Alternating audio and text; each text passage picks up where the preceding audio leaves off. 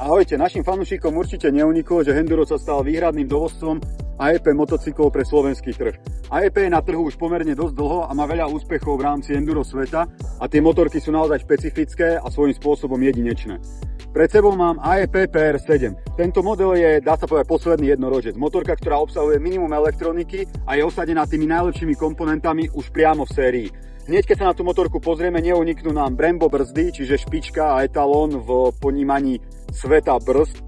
Takisto tam máme prednú tlmič 48, close cartridge, ZF Sax 30 cm vzdvih, vzadu to isté ZF Sax 28 cm, čiže od sérii sú to brutálne tlmiče, ktoré sa dajú perfektne nastaviť a naozaj poskytujú dobrú odozvu či v teréne, ale takisto aj na ceste.